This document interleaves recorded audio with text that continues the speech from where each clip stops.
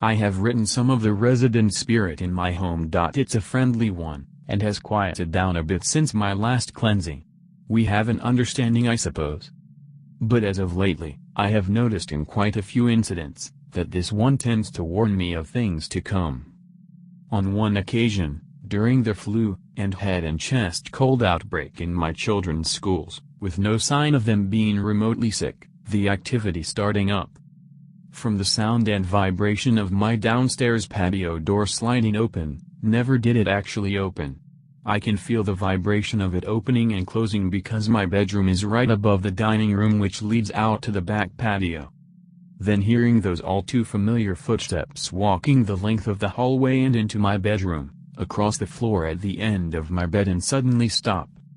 Hearing the same footsteps, going down my staircase, hearing the voices whispering, and again seeing the ever-fleeting shadow in my room, and all around the house. When I noticed the activity, I hadn't yet figured out why it suddenly became more active. Then within that same week, one by one my kids started to come down with the flu. One would get better, then the next one would get sick, ending up in major bleaching and cleaning of the home. Sanitize, sanitize, sanitize. So I wrote it all down, and put the activity journal away. Didn't think any more of it. 2 months ago, I had this feeling of dread, and it wouldn't go away. I just kept feeling it. So I warned my husband to be careful while driving, etc., etc. I honestly didn't know where it was coming from.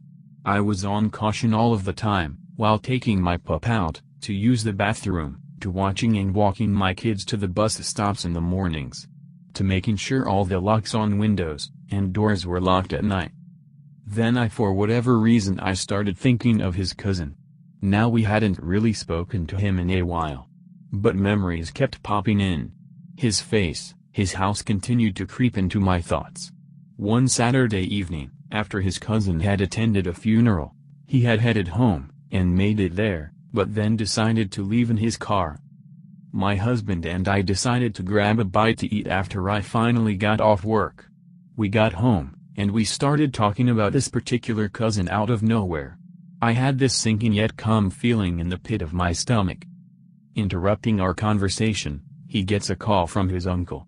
He answers it, and the news he got was extremely saddening and unexpected. His cousin had been shot and was at the hospital. I instantly got chills over in my chest area, and pictures like a movie, of it happening.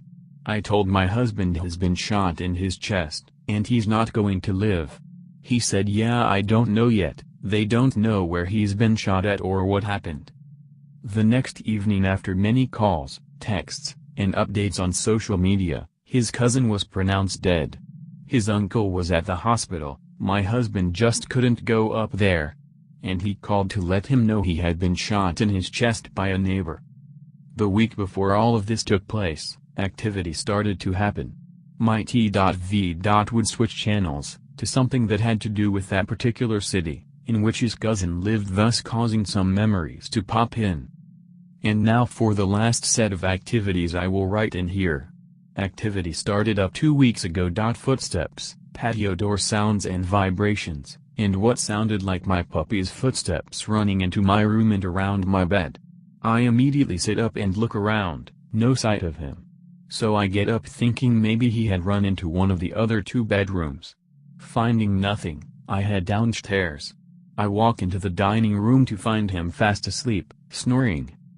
At one point while laying in bed, I heard a voice shout my name. I opened my eyes, looked around, hubby fast asleep, and all is still pitch black, no lights to indicate the kids were up, and no, they don't call me by my name. But I had to investigate. I couldn't lay back down not knowing all was secure. Again found nothing. Then for the last part, which led up to the warning, I felt someone poke my shoulder while laying down, felt like one finger poke me. Felt my cover being pulled down over my feet 3 times before I asked it to stop. Then what sounded like my little T.V. being moved ever so slightly on my stand a couple of times. The next morning, I started to feel nauseous and my stomach started to cramp a bit. Not sure where it came from, just as soon as it started it ended as well. So I went about my day. The next morning, I discovered my poor pup covered in his own watery feces and vomit. From being stuck in his cage at night, and coming down with a serious stomach virus. We took him to the vet, and they gave us instructions to keep him hydrated with a few options. Over the past week I have been nursing him back to his good health, and I'm so happy to say he's back to his normal self.